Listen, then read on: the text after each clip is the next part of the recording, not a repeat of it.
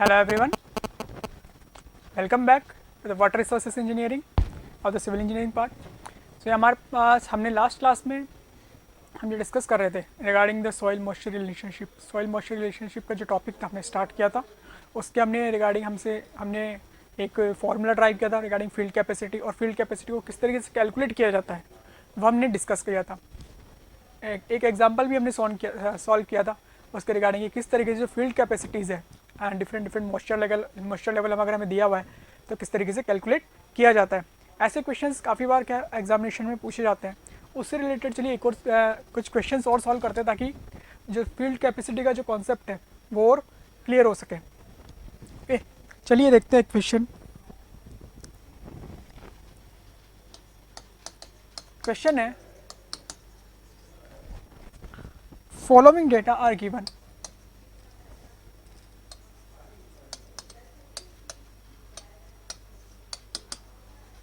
Following data are given for perfect maturity of a crop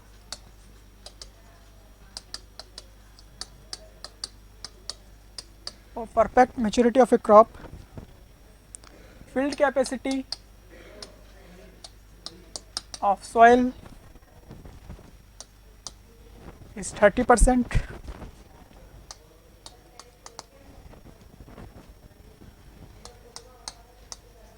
permanent wilting point of soil is 11%, density of soil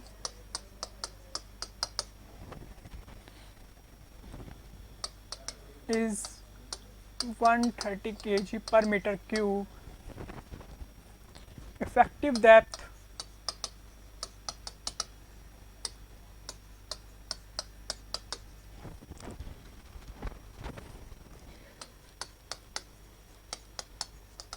of root zone is 70 mm.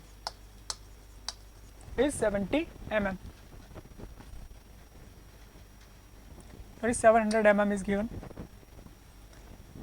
Consumptive use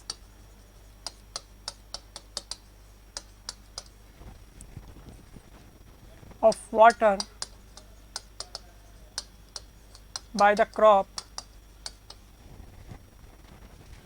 is 12 mm per day. It's 12 mm per day.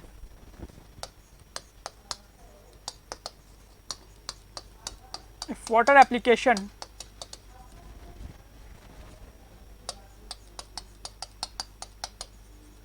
efficiency is 70% and non readily available moisture is 25% of the available moisture, then how much is the FIR? Assuming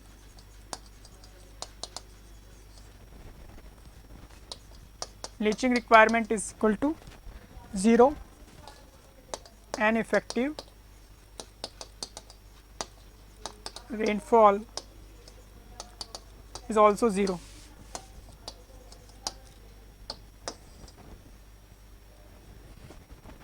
okay, चलिए ये question है।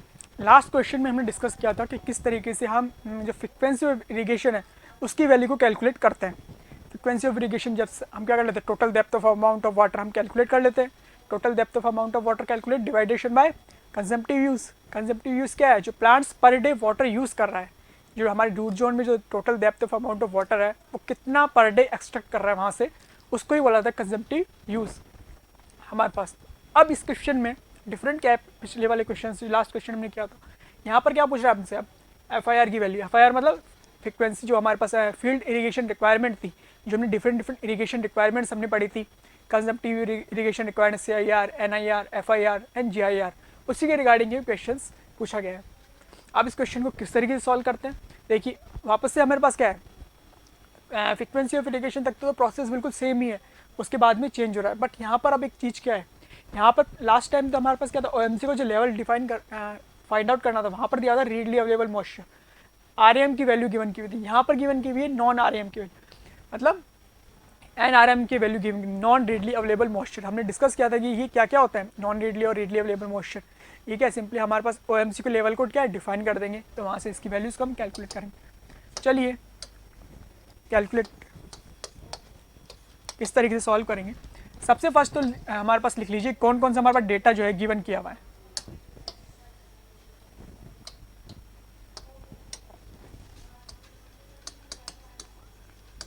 Given data, कौन कौन सा data हमारे पास available है। हमारे पास field capacity of soil available थी,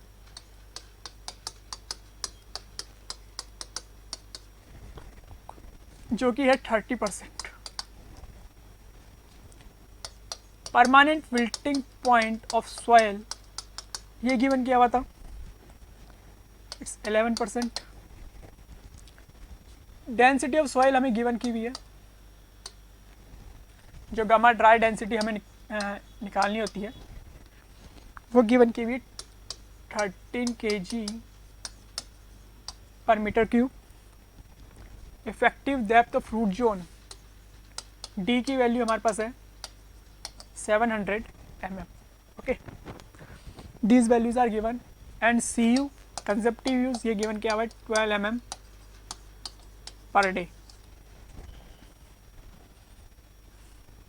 Water application efficiency is given, which is 70%. Leaching requirement and P effective, both values are 0. And non-readily available moisture is 25% of available moisture. Okay, these values are given. मैंने बताया था जब भी ऐसे questions आते हैं हमें सिंपली क्या करना है, सबसे पहले मॉइस्चर डायग्राम को, एक जो हमारे पास मॉइस्चर जो टाइमलाइन का ग्राफ था उसको ड्रॉ कर लीजिए। अगर वो एकदम करेक्ट ड्रॉ हो जाता है तो यहाँ से क्वेश्चंस इजीली क्या बन जाएगा, वहाँ से क्वेश्चन सॉल्व हो जाएगा, आधा क्वेश्चन सॉल्व हो जाता है उस क्वेश्चन से, उस वहाँ से। चलिए किस तरीके से बनाएंगे देखिए।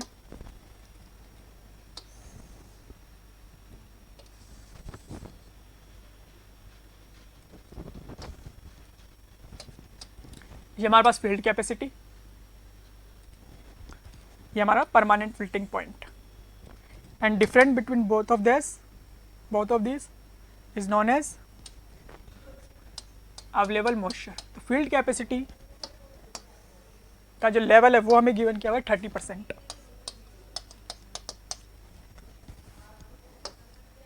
परमानेंट फिल्टिंग पॉइंट का जो लेवल है वो है 11%।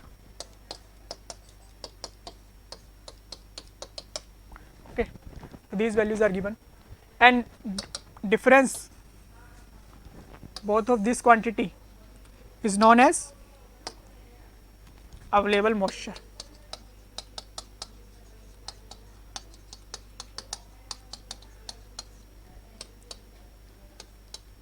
कितना आ गया, 30 minus 11 is equal to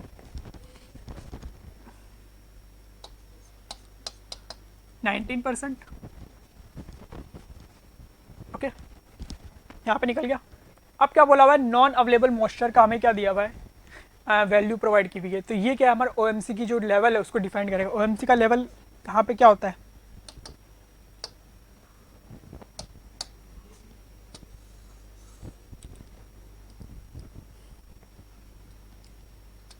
simply ये नॉन जो हमारा NRAM का क्या मतलब है, non readily available moisture, means जो प्लांट्स है इजीली तरीके से इस वाटर को क्या एक्सट्रैक्ट नहीं कर पाते हैं। तो यहाँ पर ये क्या है, हमारे OMC को ऑप्टिमम मॉइस्चर लेवल को डिफाइन कर देगा। ऑप्टिमम मॉइस्चर लेवल का क्या है कि जैसे ही वाटर ऑप्टिमम मॉइस्चर लेवल से बिलो जाता है वैसे ही हम क्या करते हैं, इरिगेशन स्टार्ट कर देते हैं। अवेलेबल मॉइस्चर तो हमारे पास आ गया, जस्ट माइनस कर दिया इसमें से वैल्यूज़ को। Difference both of this is known as available moisture. Non readily available moisture हमने बताया कि जिस तरीके से क्या प्लांट्स क्या इजीली तरीके से इस वाटर को एक्सट्रैक्ट नहीं कर पाते हैं। तो यहाँ से हमारे पास 50% और 55 ये हमारे पास दिया हुआ है अवेलेबल मॉइस्चर दिया हुआ है, तो मतलब ये क्या कर देगा, एक ऑप्टिमम मॉइस्चर लेवल की जो हमारे लेवल है उसको क्या करते हैं, डिफाइन कर देगा। तो ये हमारे पास लेवल कौन सा है, ऑप्टिमम मॉइस्चर। ऑप्टिमम मॉइस्चर जो लेवल है OMC का, ऑप्टिमम मॉइस्चर कंटेंट या ऑप्टिमम मॉइस्चर लेवल, ये हमारे पास को डिफाइन कर देगा। अब क्या है, नॉन आरएम। तो नॉन आरएम कौन सा, ये वाला लेवल, कि यहाँ से वाटर क्या होगा, इजीली एक्सट्रैक्ट नहीं हो पाएगा। तो ये कितना है हमारे पास गिवन किया हुआ है, ये जो लेवल है ये गिवन किया हुआ है 25% ऑफ अवेलेबल मॉइस्चर। NaRm की जो वैल्यू हमारे पास है 25% अवेलेबल मॉइस्चर। हमारे पास अवेलेबल मॉइस्चर कितना है 19, तो जस्ट 25% ऑफ अवेलेबल मॉइस्चर। तो यहाँ पर ये वैल्यू कितनी आ जाएगी हमारे पास, यहाँ पे लिख दीजिए इसको, वहाँ पर थोड़ा एक भी हो जाएगा।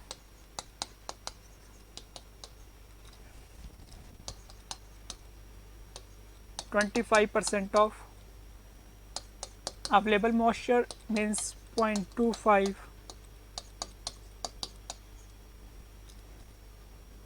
परसेंटेज के टर्म में रहने दीजिए। जब इसका 25% हमारे पास इसकी वैल्यू निकल के आ जाएगी, तो जब इसको कैलकुलेट करेंगे तो हमारे पास इसकी वैल्यू आएगी 4.75%। मीन्स ये वैल्यू हमारे पास 4.75%। अब हमें क्या है, OMC के लेवल को रीच करना है। तो OMC का लेवल कितना हो गया 11 + 4.5, तो यहाँ पर हम पहुँच जाएंगे डायरेक्टली। तो OMC हमारे पास कितना आ गया, हमारे पास जस्ट इन दो वैल्यूज़ को ऐड कर दीजिए, कितना आ जाएगा 15.75%। तो ऑप्टिमम मॉइस्चर कंटेंट का हमारे पास जो लेवल है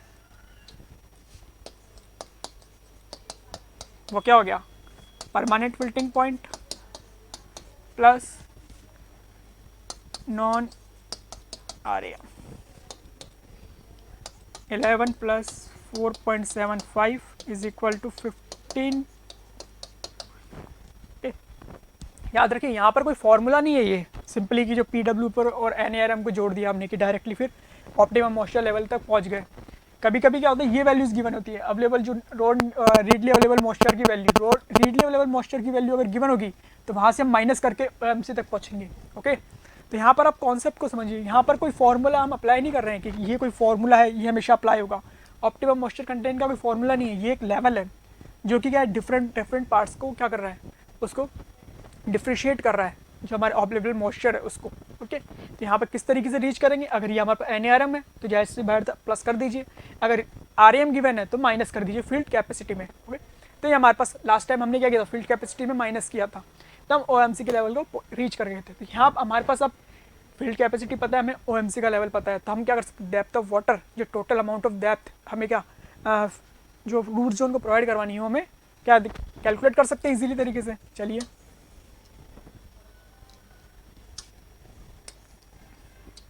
कैसे निकालेंगे,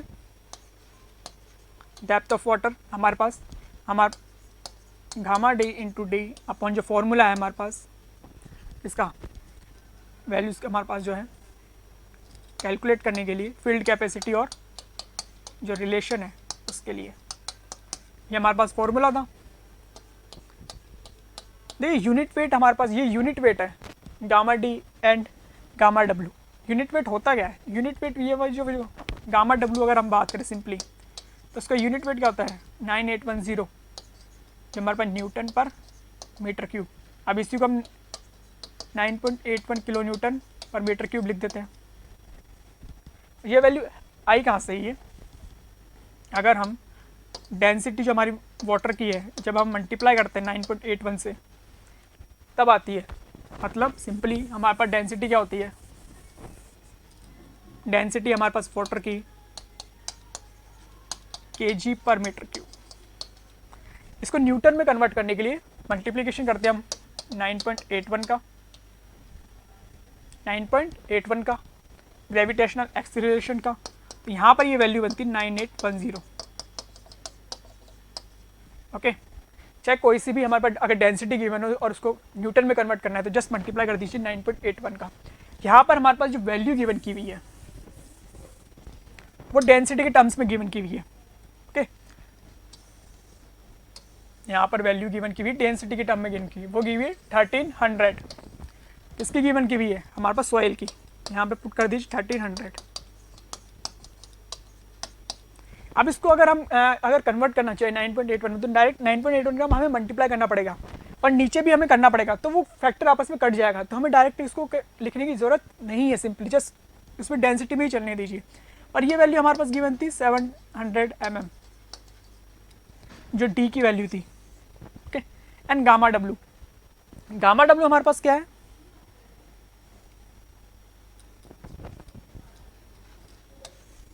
unit weight of water. Unit weight of water क्या होता है 9810, बट यहाँ पर हमने डेंसिटी के टर्म में मल्टीप्लाई किया, तो डेंसिटी के टर्म में हम इसको वैल्यूज को पुट कर दीजिए डायरेक्टली, ये वैल्यू लिख दीजिए। ओके, एंड ग्राम पर सीसी में, अगर ग्राम पर सीसी में बात करें, वो डेंसिटी ऑफ वाटर होती है ग्राम पर सीसी। यहाँ पर ग्राम पर सीसी में कभी कभी क्वेश्चंस में लिखा जाता है, तो ग्राम पर सीसी का मतलब है ग्राम पर सेंटीमीटर क्यूब, सीसी का मतलब सेंटीमीटर क्यूब, और डेंसिटी सेंटीमीटर क्यूब में होती है 1 वाटर की, 1 ग्राम पर सेंटीमीटर क्यूब वाटर की डेंसिटी होती है ग्राम पर सीसी में। जस्ट पुट कर दीजिए यहाँ पर वैल्यूज़, तो यहाँ पर हमारे पास वैल्यू आ जाएगी। फील्ड कैपेसिटी की हमारे पास है 30%, 30 एंड 15.75, 30.3 हो गया, 15.75 मीन्स 1.75, ये हमारे पास वैल्यूज़ हो गई। यहाँ पे वैल्यू को कैलकुलेट करेंगे तो हमारे पास वैल्यू निकल के आ जाएगी,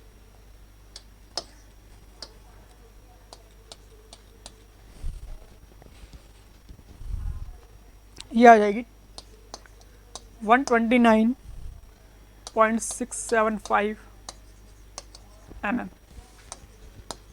this is the total depth जो हमें क्या इरिगेशन के थ्रू प्रोवाइड करनी है, 129.75 mm, ये तो हमारा टोटल डेप्थ है। अब वाटर किस तरीके से यूज़ हो रहा है 12 mm पर डे, तो ये अमाउंट टोटल अमाउंट कितने दिनों में खत्म हो जाए, कितने दिनों में जो है प्लांट्स इसको यूटिलाइज कर लेगा, वही क्या कहलाती है फ्रीक्वेंसी ऑफ इरिगेशन।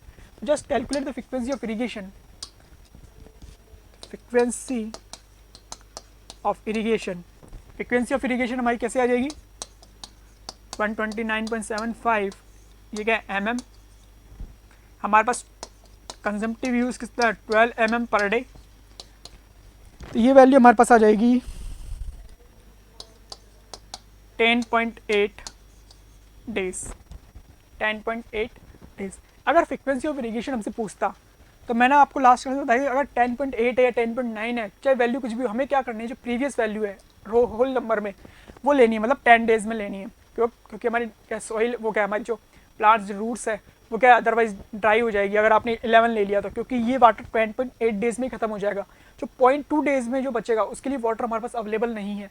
अगर वाटर अवेलेबल नहीं होगा तो हमारी जो ईल्ड है उस पर अफेक्ट पड़ जाएगा। तो हम क्या करें डायरेक्टली पहले ही वाटर डाल देते हैं, 10 डेज पे वाटर डाल देते हैं ताकि वो क्या हो वाटर यूटिलाइज हो जाए पूरा का पूरा, यहाँ से हमारे पास कोई उसके डेफिशिएंसी है वो क्रिएट ना हो। तो यहाँ पर तो हो गया 10.8 डेज। नाउ अब देखिए इसका एक बार ग्राफ से समझिए इसको, अगर इसे प्लॉट करें हम, जो हमारा फ्रीक्वेंसी ऑफ इरिगेशन वाला जो फ्रीक्वेंसी वाला जो ग्राफ था, फ्रीक्वेंसी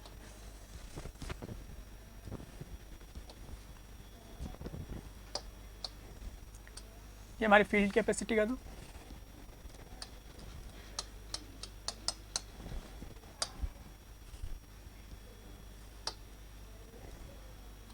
ये हमारा ऑप्शन मोशन।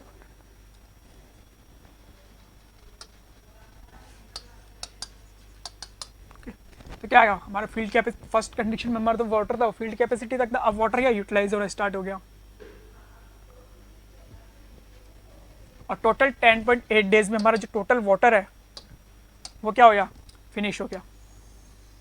तो ये क्या हमारा 10.8 days,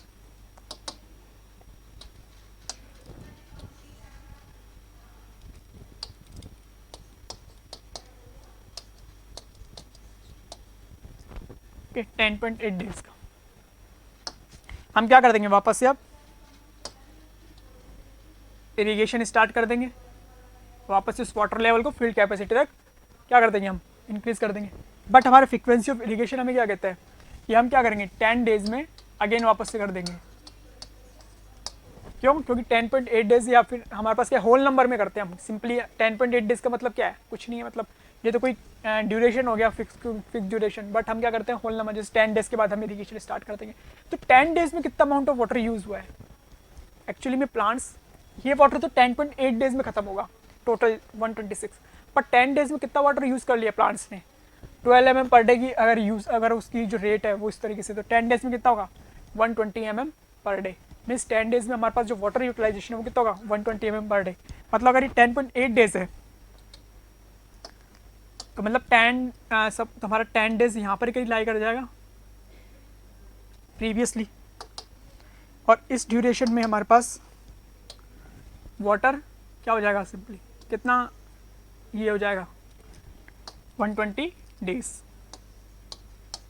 120 mm sorry 120 mm 12 mm per day multiply by 10 तो कितना आ गया 120 mm। जो हमारे 10 डेज में 120 mm जो वाटर है वो यूटिलाइज हो जाएगा। मतलब कंजम्पटिव यूज हमारा कितना है 120। तो सी यू की वैल्यू हमारे पास यहाँ पर कितनी आ गई, जो कंजम्पटिव यूज था हमारे पास total consumptive use, total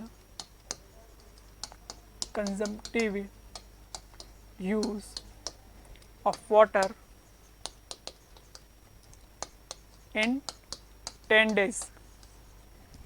10 days में कितना हो गया हमारा total consumptive use of water is equal to 120 mm CU। अब हमारे पास हमें क्या कैलकुलेट, FIR हमने बताया था कि प्रोसेस जो जितनी भी इरिगेशन रिक्वायरमेंट है वो स्टेप बाय स्टेप कैलकुलेट की जाती है। सबसे पहले CIR consumptive use of water requirement, then NIR, then FIR। तो यहाँ पर हमारे पास CIR की वैल्यू कैसे निकालेंगे, CIR मैंने आपको बताया था CU minus P effective. P effective की वैल्यू हमारे पास गिवन की हुई है 0, तो जस्ट हमारे पास CU की वैल्यू 120 mm। तो CIR की वैल्यू हमारे पास मिल गई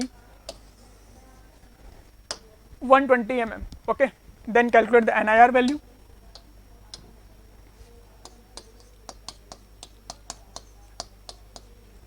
NIR हमारे पास net irrigation requirement, net irrigation requirement हमारे पास क्या हो गई in addition of CIR plus leaching, जो हमारी लीचिंग की रिक्वायरमेंट थी। जो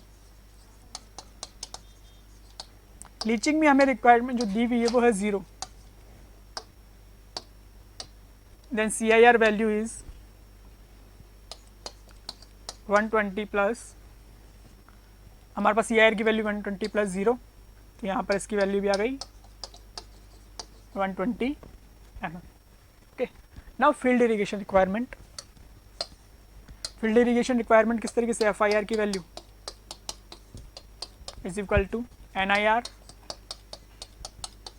divided by water application efficiency. इसके बारे में हमने पढ़ा था, FIR क्या है field irrigation plus surface run off, और फिर हमने ये फॉर्मूला ड्राइव किया था सिंपली। तो NIR की वैल्यू हमारे पास है 120, वाटर एप्लीकेशन एफिशिएंसी हमारे पास क्वेश्चन में गिवन की हुई थी।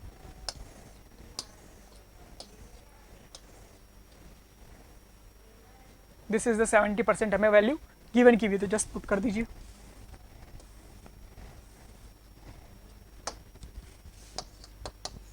तो ये वैल्यू हमारे पास इसकी वैल्यू कैलकुलेट हो जाएगी। तो ये वैल्यू हमारे पास आएगी 171.4 mm and this is the answer.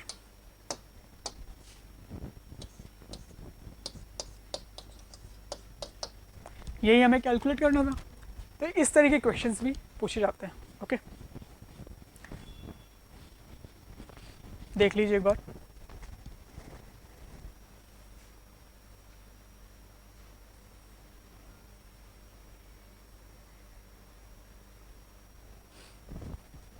This one is a important thing. यहाँ पर अगर आपने ये करेक्ट कर दिया तो यहाँ पर आधा क्वेश्चन आपका सॉल्व होगा, फिर गलत नहीं होगा। यही चीज़ है इसमें जो इम्पोर्टेंट चीज़ है, कॉन्सेप्चुअल जो समझने की चीज़ है कि किस तरीके से हम यहाँ पर जो इसका डिफरेंस है, क्योंकि हमारे फॉर्मूले में field capacity minus optimum moisture content होता है। ऑप्टिमम मॉइस्चर कंटेंट का लेवल किस तरीके से कैलकुलेट किया जाता है बाय अकॉर्डिंग द क्वेश्चन, ये हमारे पास इंपॉर्टेंट टर्म है। ओके, चलिए नेक्स्ट पढ़ेंगे फिर आगे।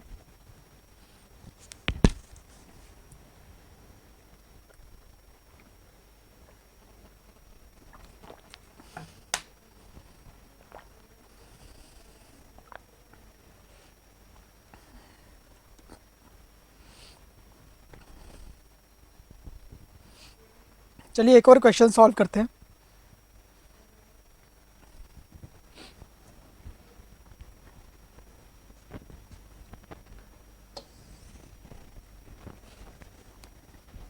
ओके, ये तो simple.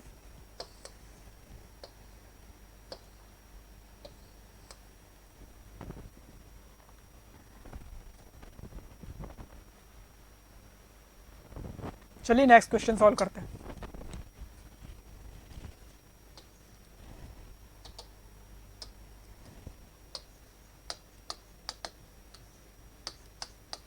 After how many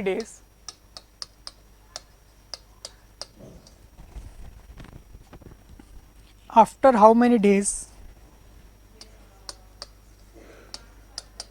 will you supply water to the soil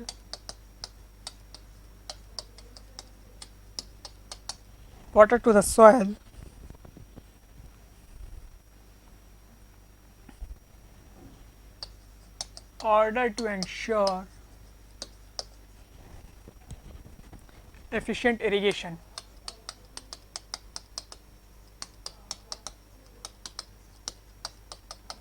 Efficient irrigation of the given crop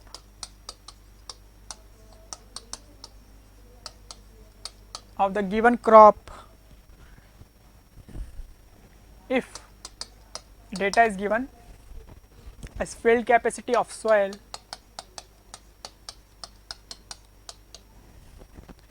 is 27%,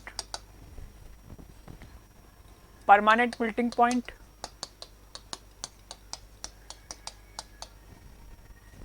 is 14%, density of soil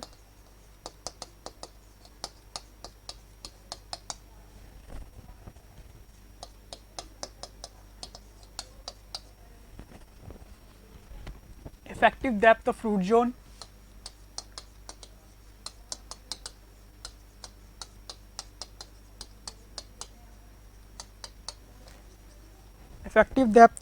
zone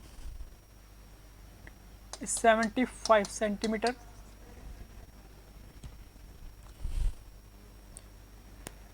Daily consumptive use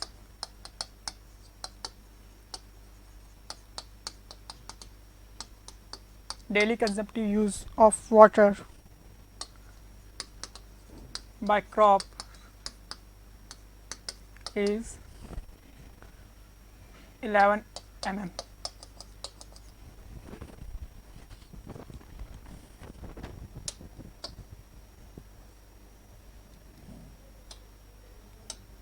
This is the question.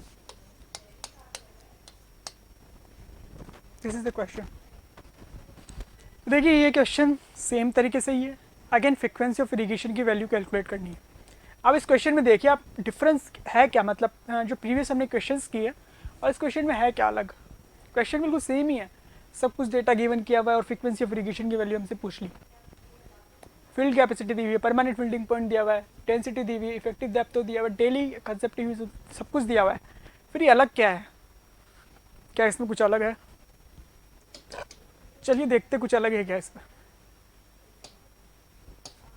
इसका again हमारा जो first हमारा step है वो क्या है, diagram को draw करना है जो हमारे पास, उससे सॉल्व हो जाएगा question. field capacity is given 27, permanent wilting point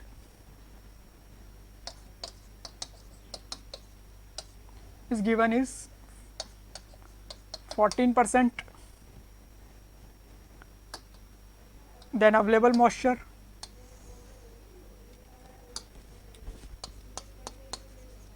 हमारे पास क्या है, दोनों का डिफरेंस 27 माइनस 14 इस come is value 13%. Okay simple. अभी तक हमने कुछ नहीं किया, सिंपली सॉल्व कर लिए. अब यहाँ पर क्या है कि क्वेश्चंस में किसी भी तरीके से अदर डेटा नहीं गिवन किया हुआ है. हमें क्या करना है, OMC का लेवल डिफाइन करना है. अब OMC का लेवल कैसे डिफाइंड होगा जब हमारे पास NA, RM या नॉन जो RM है उस पर कोई कमेंट ही नहीं किया हुआ है.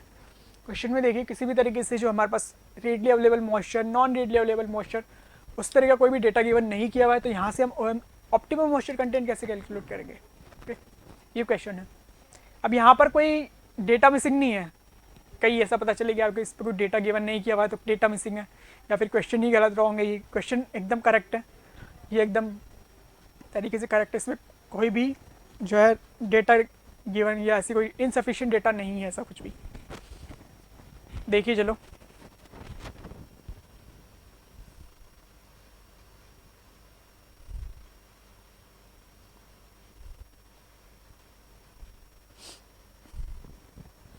तो क्या करेंगे इसमें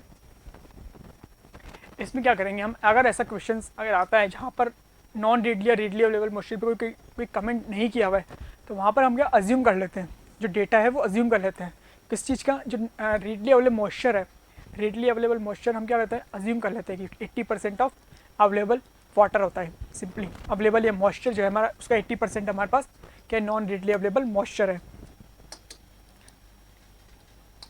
यहाँ पर आप कुछ भी डेटा अज्यूम कर लिए 80% टू जो भी हमारे पास 75 टू 80% किसकी भी कोई भी एक डेटा 75 पर अज्यूम कर लीजिए, 80% अज्यूम कर लीजिए, तो मोस्टली हमारे पास 80% है वो अज्यूम कर लेते हैं कि 80% ऑफ हमारे पास क्या है अवेलेबल मॉइस्चर है। नॉन रीडली अवेलेबल मॉइस्चर का हमने क्या लेवल डिफाइन कर दिया, readily available moisture, sorry readily available moisture जो है क्या है 80% ऑफ अवेलेबल मॉइस्चर है। ठीक, तो यहाँ पर लिख दीजिए let us assume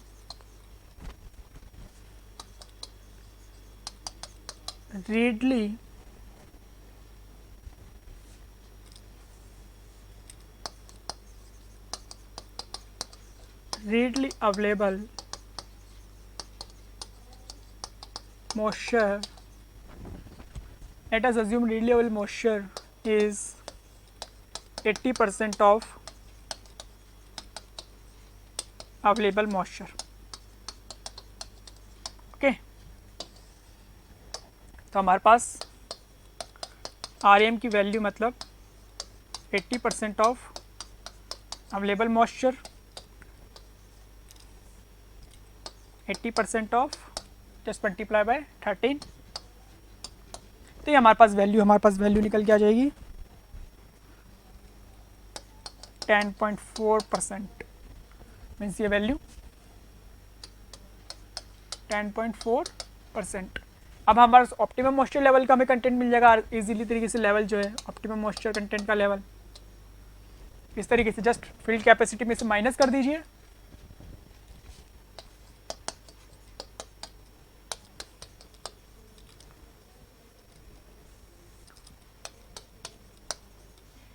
thus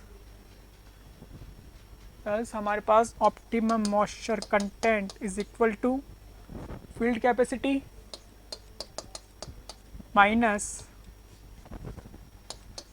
RAM, value का विल कम 27 माइनस 10.4, तो दिस वैल्यू विल कम 16.66%। अब हमारे पास सिंपली वही चीज़ है, हमारे पास ऑप्टिमम मॉइस्चर लेवल मिल गया, हमें इंटेंसिटी ऑफ इरिगेशन निकालनी है, तो सबसे फर्स्ट हमारा जो टारगेट है वो है DW कैलकुलेट करना। यहाँ से हमारे पास gamma D into D upon gamma W field capacity minus optimum moisture content,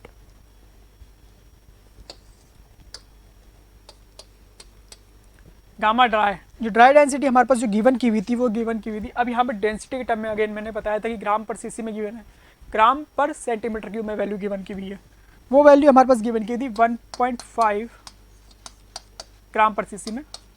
effective depth of जो रूट जोन है वो गिवन की हुई थी 75 centimetre.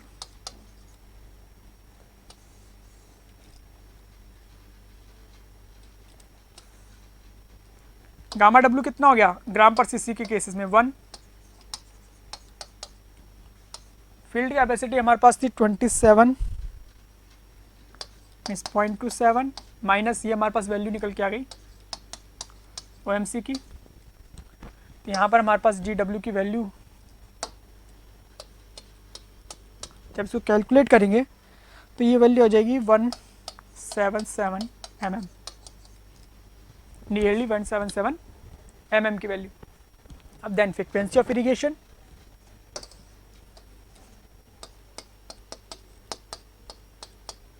is 177 divided by 11 mm पर डे गिवन किया हुआ था।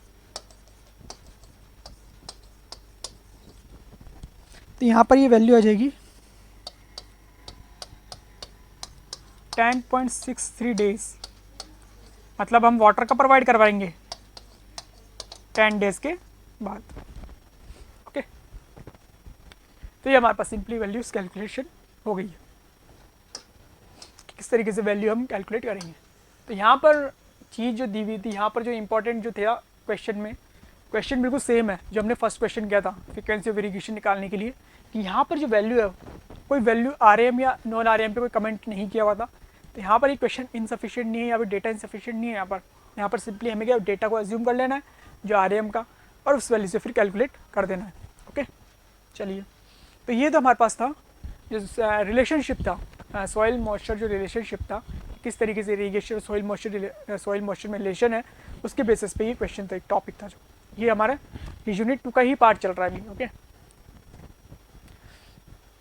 चलिए अभी इसी यूनिट में हमारा जो लास्ट टॉपिक है, इस यूनिट का जो लास्ट टॉपिक है उसको देखते हैं। इसको देख लीजिए एक बार। If you really like the video, hit the like button, share the video, comment on our video and subscribe to our YouTube channel and press the bell icon for the latest updates. Thank you.